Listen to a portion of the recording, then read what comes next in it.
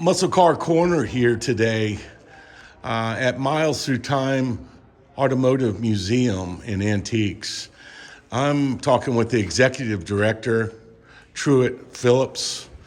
Truitt, I'd like to hear the story about, I hear you built this town and you're instrumental in this museum.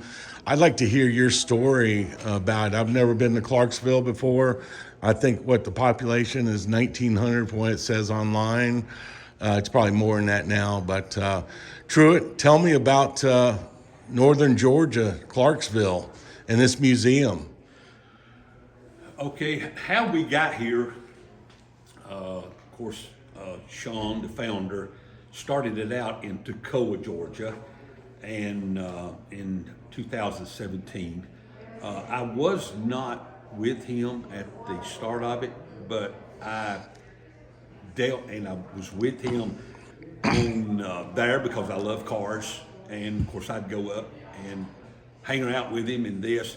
And the way that I really got involved was whenever he moved, he wanted me to come with him.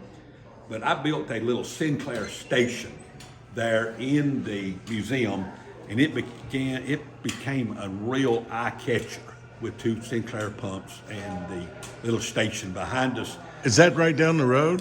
That's in Toccoa, about 20-something miles. Oh, okay, I thought I saw It maybe is. a Sinclair sign coming on in Yes, 441. So that's the way I've got involved. So I took and set up, this is the blacksmith shop where that our museum actually starts off whenever the car started somewhat in the buggy days. Yes. And it's like what I tell a lot of people, the blacksmith beat the wheels out and he beat the stuff out for the wagons, and then eventually the blacksmith had a lot to do even in the early car age, whenever they helped repair or replace or even maybe make some of the things that was needed in the early car period. Let me stop you real quick on that. I just want to elaborate on that. I was just reading about the first of the blacksmith and the rise of the automobile. Well, the blacksmith knew how to heat metal and shape it, and they were the first body men of the time. You know, there was nobody who knew about how to repair cars back then because they were brand new.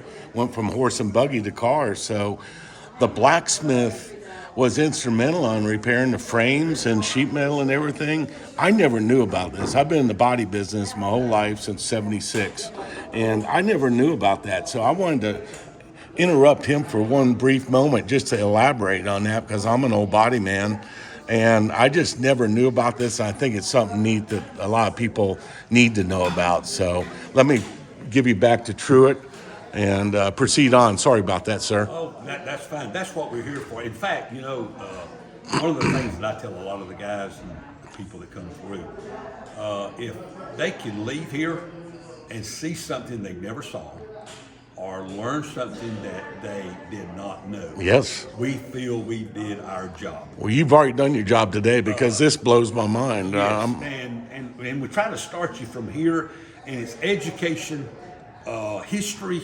along with eye contact of it being where that you could put all of that together. Sure. That's our main, not just to have a car automobile museum, but to have something that can relate to the era of whatever car or whatever the time was in the time. So that's why we start off with here. And then as you proceed, and as we come into the museum, you'll see here that I built a town. We have a dry goods mercantile where mom would buy your clothes. Gotcha. And this type of stuff would be in here. And then as you travel on, you'll see the bank of where that whenever you wanted to buy the automobile, you would go in and sit down with the financial advisor. Gotcha. And do that. And then on down, you would see the general store of where that you would get your groceries, or not just groceries. A lot of times they was different items. A lot of people may remember the penny candy. Of course. That you saw. The cookies in the jar, the pies in the jar. Charles chip, Yes. potato chips. I love those. And then we've got the little heater with the two chairs with the checkerboard. And what would happen in the days it was raining or cool, the old farmers would come into their general store and they'd sit there and chew their backer and I love it. play some checkers. Back when times were good. That's back in the days we all. No technology whatsoever. Of course, this is a place you did not want to buy. No. It was in the jail. If you robbed the bank, you were going here. That's true. But you would just get the old sheriff and the marshal would have their coffee on. And then here would be the local barber shop that you would go and get your haircut in. It's where all the guys would hang out and shoot the S, you know, and talk about life in general, you know. Absolutely. That's where the tales and the yarns and all of that. Exactly.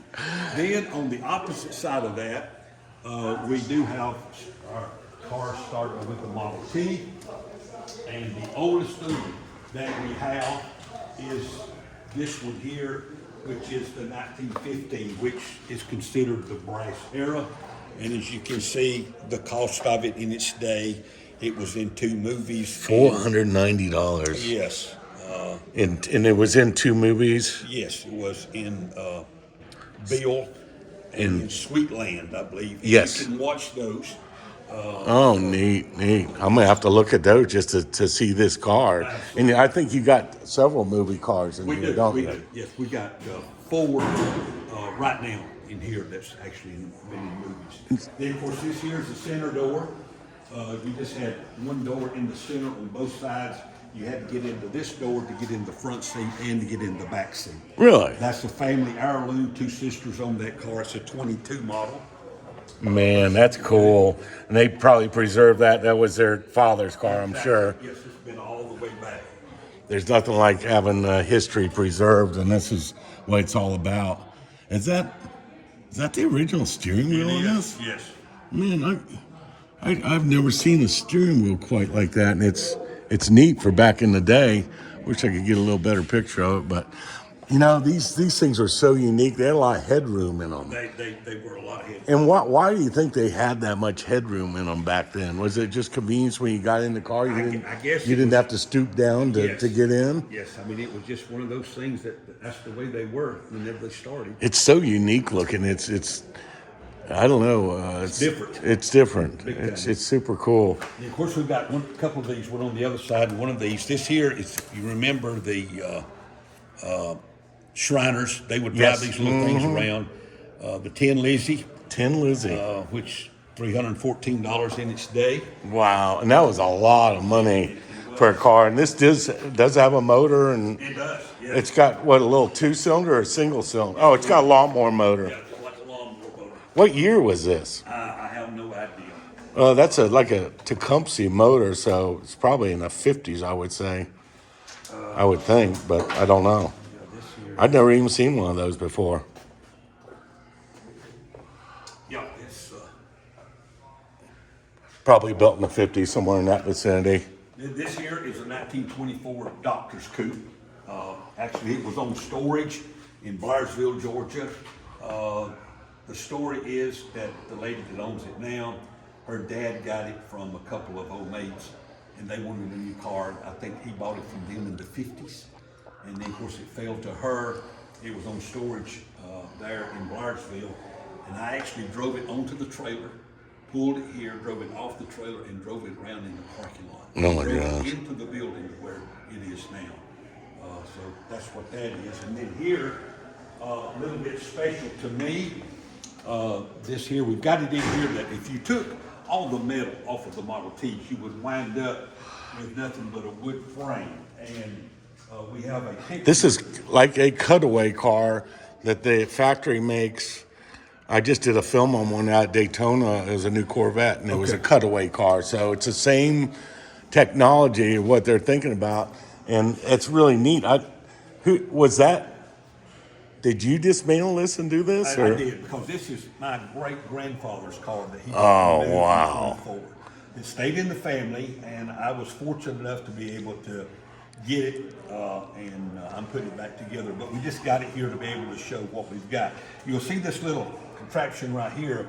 You would fill this with kerosene, and in the cold climates, in the cold days, you would fill that with kerosene, light it up, close the hood, and it would keep the engine compartment warm for easier starting. Sort of on the diesel for cold climates. Exactly. You know, that is cool. I've never even heard of one of those before. Here, the gas tank is under the front seat, so whenever there was no door, no driver's door over here left side. Gotcha. They were there where that you would get in on the back seat, but on the front seat you would not get in. So I tell everybody, when you drove up to the station to get gas, Mom had to get out, Dad had to get out, you had to take the front seat out, put your gas in, and get everybody get back in. And to find out how much gas you had, you've got a Look at that. It's an original Ford piece. And that piece is super rare. I don't know. There's nobody that reproduces those. So that thing is a piece of history right there. First gas gauge. Yeah, and you put it in your gas tank, and everywhere it came up, according to what tank you had, that showed you the kind. And then we had a foot warmer here that you put a piece of coal in that you would put on the fire hearth, or you would put it on the stove. And That is Mom could neat. sit here, put her feet on it, put a blanket around her, and she's the only one that had the Creature comforts at their best. Then, of course, the driving of it was a little bit different. You only had 3 pedals. What would be our clutch today was your Far left. Far left would be all the way down was low gear, mid was out of gear, and then all the way out was high gear. Wow. And then you had your brake on the right and reverse in the middle. Reverse in the And center. your accelerator was right here. Oh, neat. From 1909 to 1927, there were over 15 million Model Ts made. So your last Model T was in 1927. This is a 1927 Model T Roadster pickup. They had metal beds. Sometimes they would take the metal bed off and change around whatever they had to do. Wow, that is neat. This is the last year they made the Model T. See, I built one of these. Me and my dad built a kit car 27T. Okay. And I never got a chance to really see what one of these looks like. And it's kind of neat comparing the bed now. The little beds we had were like a quarter of that size, you know. And but super neat cars. These cars were one of the biggest hot rodded Fords ever made. You know, everybody loved to hot rod these things. They did. And This area here is what we try to simulate a garage area. We've got the 27 Ford with the old jacks that they had in the day. This is a 27 Chevrolet. And in 27, Chevrolet outsold Ford for the first time. 2 things probably that did that. He had to shut the assembly line down to be able to transfer to the Model A. Okay. And then your 20s, in the 20s, all your other car manufacturers was making cars that was more luxury style, Yes. color, more comfortable. They cost more, but in the day that took a little toll on the Model T. So Henry decided to go with the Model A, but you can see the 27 Chevrolet and the 27 Ford, And a lot of difference. the original bow tie, I want to show this to all my subscribers. That's where it all arrived from right there. The original bow tie back in the day. I've been a bow tie guy for many years as well as Mopar, but I love GM and seeing that original emblem right there. And here's the specs on the car as well. So y'all can stop and take a look at that. Chevrolet is finest, you know, first year beating Ford. I love it. And then, of course, here is a 28 model. This was the most expensive 28 Chevrolet that you could buy. Really? In its day. We actually have, and I own a few in here, and this is my car here. Oh, nice. And I do have the documentation on this car. It was bought new in Topeka, Kansas, May the 5th of 1928. Wow. I've got the original contract of where the guy financed it. And I've got the original pay plan, $41.61 a month that he paid. That was a lot of money back in the day. In that day. That was In today's standards, that's $400 a month or so. Yeah, I don't know. Yeah, or more. Or more, I you would know, think, depending yeah. on their age. And actually, it's got the fuel sticker that in the Depression area. Really? Whenever you could only have that to be able to get your fuel. So you had to have that sticker to get the fuel. Yeah, and the stickers, and on the thing here, we've got it noted on how that the stickers on the windshield did. The right side of the windshield and the letter A, it was, and you had different numbers that tell you who you were or how they regulate the fuel. But Really? I didn't know it was such a big deal during the Depression, that was something that happened, yeah. And tell me about this right here. All right, and you'll see this on your Model Ts, you'll see this on your Model A's and a lot of your cars. This was your temperature gauge for your water. And if you're sitting in the driver's seat on the back, you can see the temperature. Okay. It's got a thermometer. It's got a thermometer. So Gotcha. it would tell you if your engine was running hot or not. That is neat. That's technology at its finest in early time, Let's see if we can get a picture of the backside. They can't see it real well, but that was your temp gauge. You had to read that from outside, so that's kind of, you need your spectacles on to probably do that and make sure you're looking at it proper, Exactly. So how long have you had this? I've had this for here about 2 months. 2 months, that's it? Yes, it sort of came to me, probably could call it maybe a barn find, I guess. Really? Yes. Where was it found at? I bought it from the family in Toccoa. Really? And so, but it was sold in '68 to a guy in Augusta. And then the guy in Augusta sold it to another guy in Augusta in '72. And then I got it. But I've got actually, to be honest with you, I've got all the insurance papers and all the tag receipts from '68 up to 2010, whenever it was really not raining anymore. Gotcha. So there's a lot of documentation. Got the original title, all the paperwork and everything. And the motor, it's a flathead? Well, it's a six. Chevrolet had overhead valves. Okay. Ford had flathead. Gotcha. So this here is It shows you what I know. Yeah. But what's the cubic inches of motor? Do you know? no, I offhand? don't. I have not done a whole lot of It's a 4-cylinder? It is. Gotcha. Let's just take a quick look at that for my muscle car fans. It's not a muscle car, but it's cool. And it was the stuff back in the day, Look at that. AC air cleaner. So AC plugs did air Absolutely. cleaners back in the day. Oh, yeah. Wow, neat. Look at the flow of this exhaust. There's no kinks or anything on it, Yeah, you can see the Chevrolet. Oh, yeah. Wow. Neat stuff. I don't know a lot about these cars. I'm learning more as I go along. So this is good for me today, learning about that one. Then, of course, here you'll see the first Phillips 66 filling station that was built along in Texas in the late 20s. Really? And they were called filling stations, not service stations, because they only provided gas and oil. So this one here is actually, from what we understand, on Highway 66, and I tried to build this one here to look as that's neat. resemble as close to that. Well, I'm going to be going down Route 66 next year, doing a tour and filming it for my YouTube channel. So that'll be pretty cool to. There's a picture of the original, one of the original stations back then. An open house that they were having at that place. Wow. That's neat And stuff. we've got the old soda fountain shop that you would go and The soda jerk in there would get you exactly. a nice cold Coca-Cola when they had syrup, and then they used the carbonated water, didn't they? Yeah.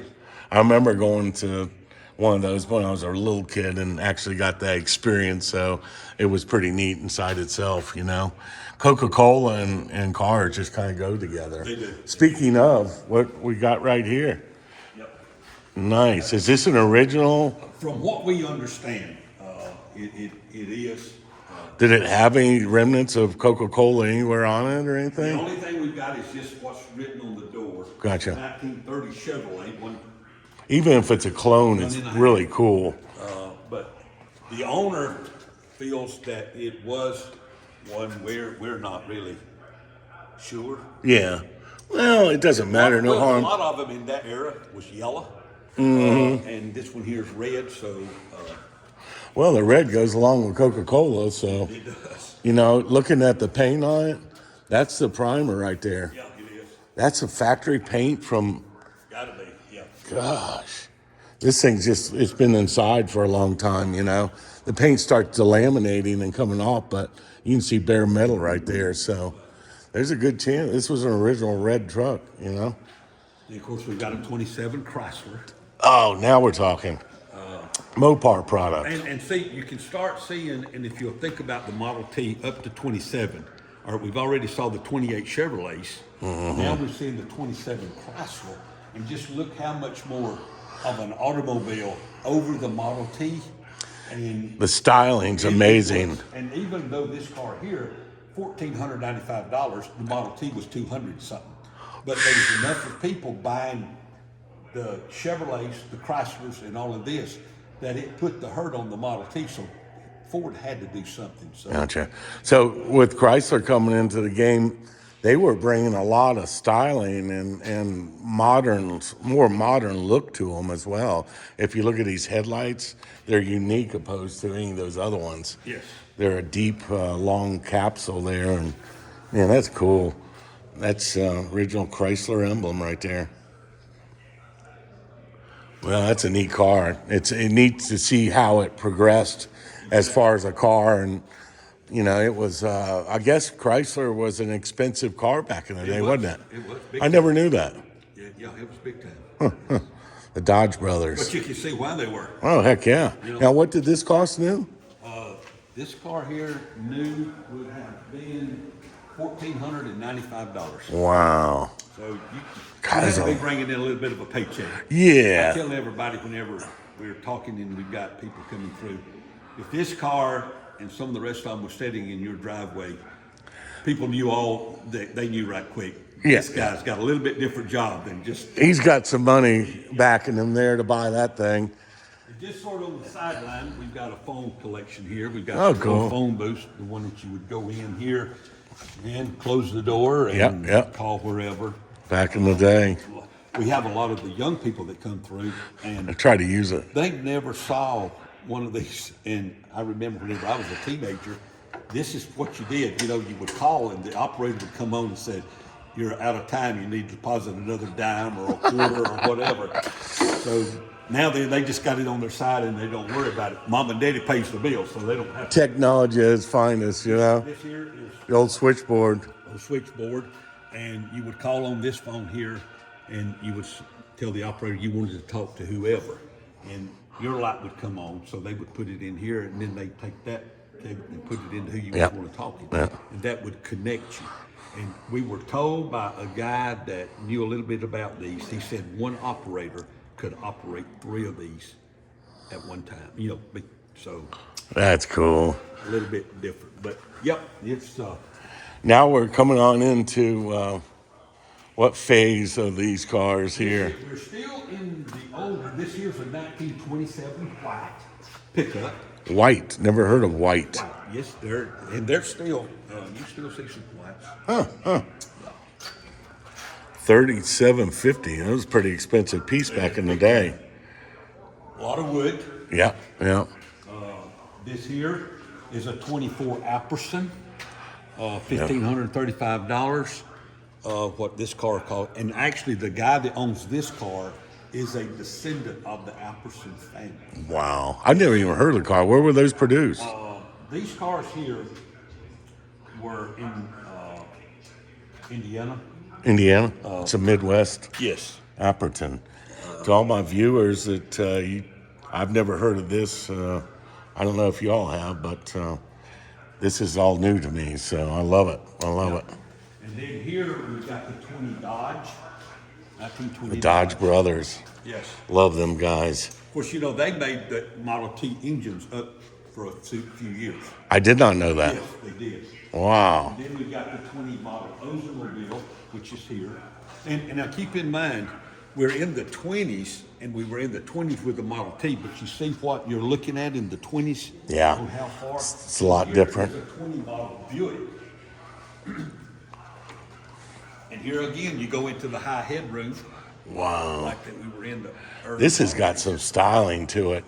You know, looking at this thing from the front, Oh, yeah. the way the cowl is and the way the hood wraps, this thing is just, it's so much more streamlined and the design of the body is really cool. I've never seen an early Buick like this before, and this was the shit too. I mean, if you had one of these, you had some coin in your pocket as well. Buick was always like Cadillac, you know. They were a subsidiary of them, and you know, I just wondered how. It's always baffles me how tall these roofs are on these things. It's kind of cool, you know. Don't worry about bumping your head. And here we are with wood wheels back again. Exactly. What year did they change from wood to? Some of them started in the late 20s, but I know you could get a metal wheel for the Model T. Could you? In the late 26. It was an option. Yeah. And then, but in Model A, whenever he went to Model A's in 28, 29, 30, and 31, he went to the spoke wheels, which is like what you Yes. see on the So around 29 is when they 28 is when they pretty much made the change from. But here we've got Well, we got finish this one up right here. This one right here is a little bit an amazing car. The guy that owns this, his daughter, has got this disease right here. Okay. She had 19 brain surgeries since she was born. Oh, so my. he drove this Model T pickup, and he made the cab and everything. He drove this from the Carolina Beach all the way to California, Oh my gosh. and he raised about $30,000 to go toward that. What year was that? He did it last year. Really? Yes, we just got this here. That is an amazing story. And 30,000. yeah, so that's what he did. Wow. Look at that old flathead with the Ford insignia on it. That's an amazing story. Just that the car made it there. It You know, He said they had a little bit of, issues sure. along in the way, but these things weren't really made for long distance like that. yeah, it's Back in the day, you know, they would overheat and whatnot. they ran through cold weather and hot weather, and he said they wore everything they could. That is so neat. But then we've got the Model A's. This is a 30. Model A, 30 Model A. This sport Price $550. Yeah, that's the deluxe coupe, which had the rumble seat. Wow, look at that Ford insignia. That's cool. I tell you what, these were just sharp. The old rumble seat. What'd you do if it start raining and you're in the rumble seat? Just put got wet. Then this here is another 30 model. It's just a different color.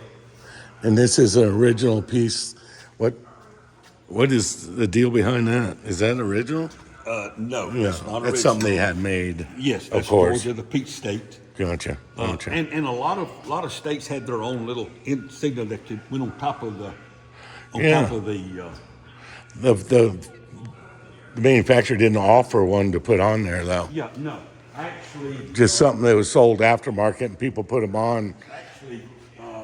a lot of your petroleum companies even had Wow.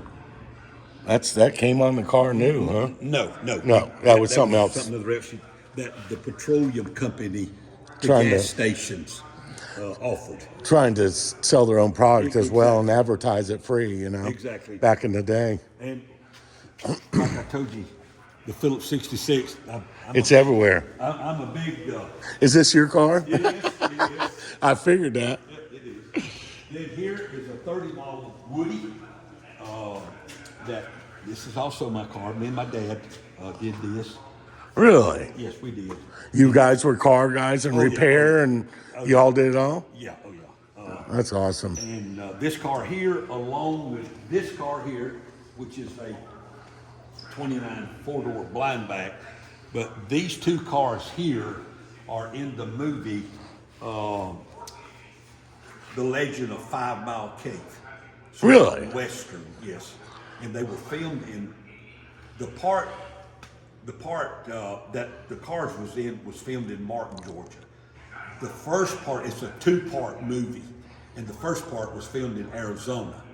So I was fortunate enough to be able to spend about 4 days with the movie crew.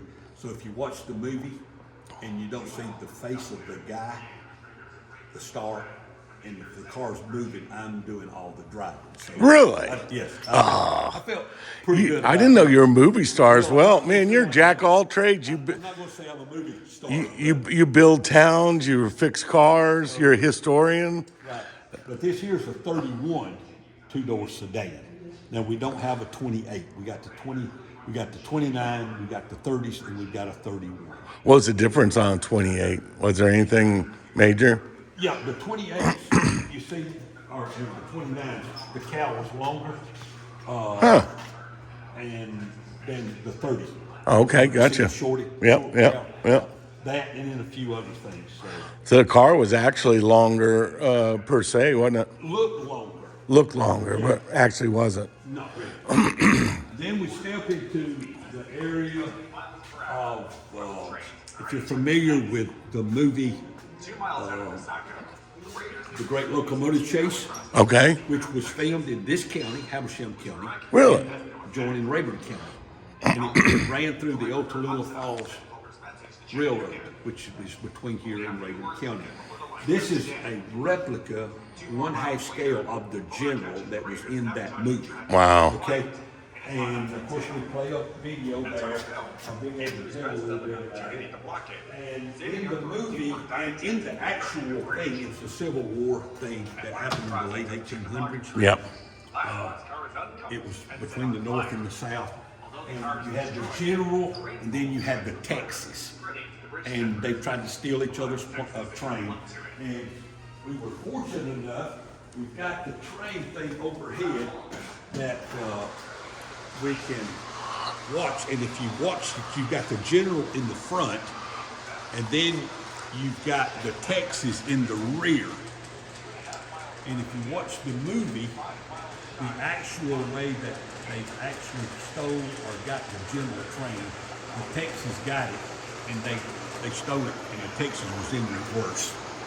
But this is all wood. The guy that made it is Mr. Gary Russett, Wow. and this is some of the what it all looked like whenever he was doing it. And where's he out of? Is he local? He retired from Minnesota, but he moved from there to Harlan, Georgia, Okay. and that's where he retired at. Well, that's neat. It's all wood. It took him about 5 years to do this. There's 150 pieces of wood in the back of this, and it's nothing but here paper mache with wood, and he actually put hot glue to make it look like the raws would come out. That's neat. He loves. He's a train fanatic. He just loves. I've got a friend of mine that's a train guy. I'm going to have to show him this video on this. All right, now we're talking. All of these are wood. He also built these. Oh, okay. These are replicas. They are. This is a 1902 Curve Dash Oldsmobile. Huh. The tires are wood. The wheels are wood. Everything you see is wood. Wow. And this here is a 1903 Ford Model A. The first car that Ford made was the Model A. So he went from the A, and he was going to make some cars, and he did make some of the different alphabets, the N, the S, Gotcha. the R, and all of that. But in 1909, he went back to the T, and then that ended in 27, and then he went back to the A, which was 28, 29, 30, and 31. Gotcha. And 32 was a B-ball. All right, But all right. this here is actually There's a lot of work of making that car. about 2 years per car. This here is the Stanley Steamer. With Laurel. This here is the Studebaker Electric. That's a real deal car? No, Or it's all wood. that's all wood. Everything in here is all wood. But they did produce that car. They did. Yes. I did not know Studebaker was around that long. Yeah. And then this is the 1907 Buick replica. God, I couldn't imagine the work it took to build these. Here is a 1908 Maxwell. This one here has not been painted. So this is what all the rest of them look like before he put the brush to it. Wow. Then this here is the Model T, 1919. All of it's wood. Even the motor is wood. That's amazing. Can you imagine how much time it took to build these pieces out of wood and carve them and, do everything that It's mind blowing to me the technology they had back then to make this. And he was Laurel Hardy. You can see a lot of Laurel Hardy. He did that. He loved the Hardy. Yeah, and he made even the boxes back there. Oh wow, He made all of that. this guy is really talented. And that's Laurel's wife there. She was a little rough looking, boy, I tell you. I thought you'd do better than her, but apparently not. What the heck is this thing? This here. Yeah. Oh, Here is ours. It's the museum. It does run. Actually, Sean actually drove it out in. It's a 1913 Pelican. man. Made similar with the airplane propeller, but it does run and you can drive it. That's crazy. I'm going to be coming back probably to this museum once you all get some different cars in here. Absolutely. And so I want to see this thing in action because that is a contraption like I've never seen before. That's real deal, huh? They made these back in the day. Yeah, it is a replica. This is a replica, but if you had a real one, it would be high dollar. Big time. Never seen one before. This is a 1935 Mathis. Mathis, huh? Yes. Okay. And it is. Cabriolet. It belongs to the museum. We had people that donated money to the museum that we could be able to buy this car for the museum because you don't see Mathis is a French car built from 1910 to 1930. This original price was $2,900. What? 20? Is that that was in the pounds or But francs? here's the U.S. Oh, dollar, 1557. Gotcha. And I don't believe that's a factory color was available back then. French made some weird cars. They were never stylish. You know, the Peugeot and all those. I just never cared for French cars that much. No disrespect by any means to anybody that's French, but they just need a little bit of help on styling. We got the 54 Buick. The original price was $2,520. Wow. I love the front of these Buicks. They're timeless. That look with that grill. It's like it's got teeth in it, you know. Absolutely. And this here is the Pontiac. It's 1950 model Pontiac. It's all original. Wow. Original price on it is $2,690.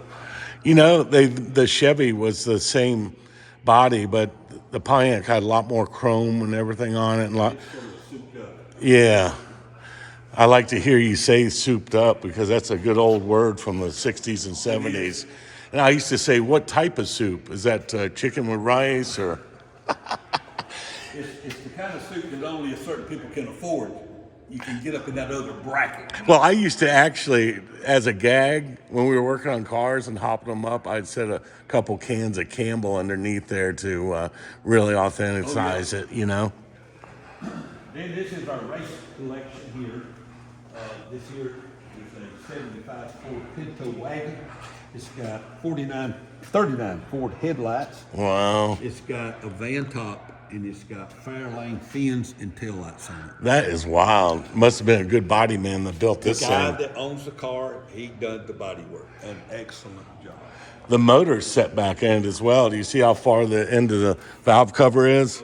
So for weight transfer, they set that back for drag racing.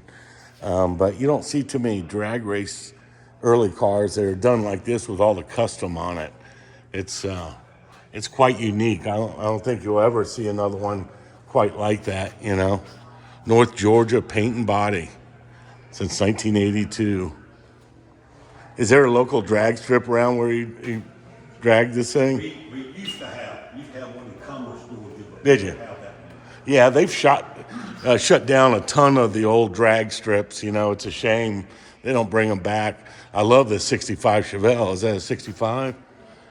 64. 64. That's when stock car racing was the real deal back then. Late model Sportsman, 64 Chevelle. Me and my dad, we had a limited late model dirt, and then we did a late model. It was a 70 Nova tube chassis, 488 stroke big block in it.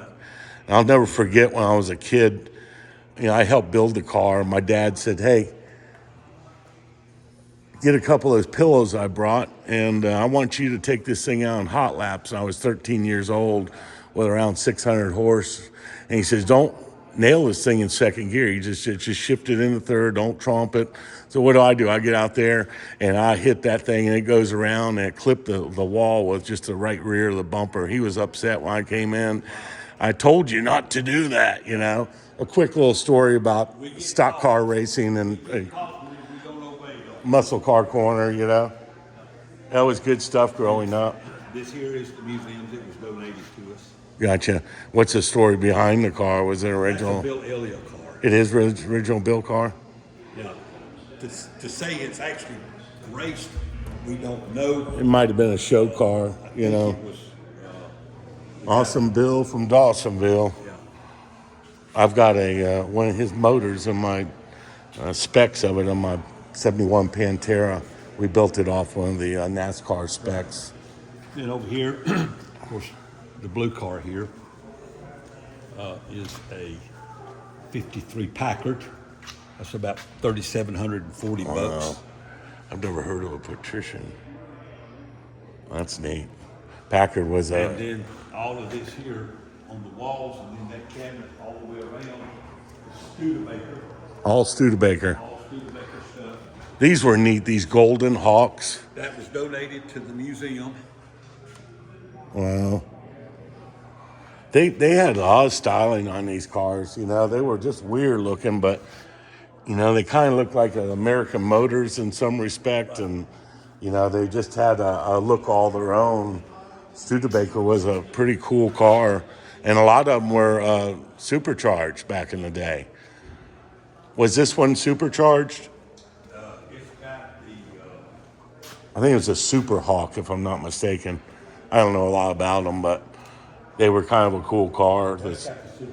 It does, yeah. They were a V8 with a supercharge on it. Neat stuff. Wow, talking about Bud Ugly, that car right there. There's a Vontae. It is. I've painted one of those cars before.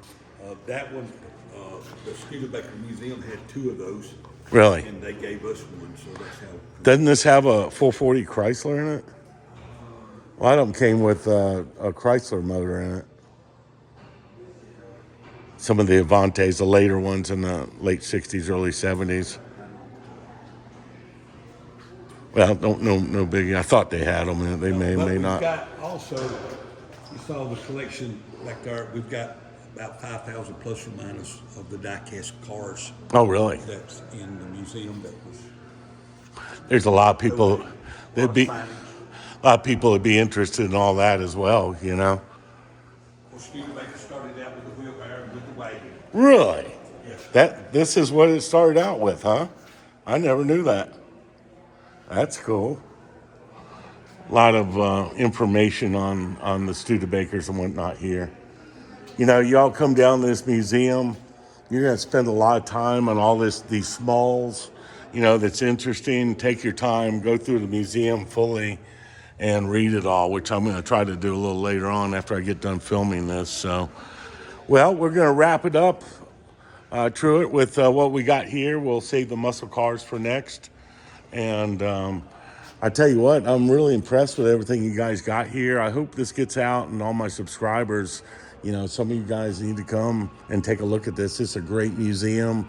It's in a beautiful part of Georgia, up in the North Georgia mountains. And I highly recommend you all coming.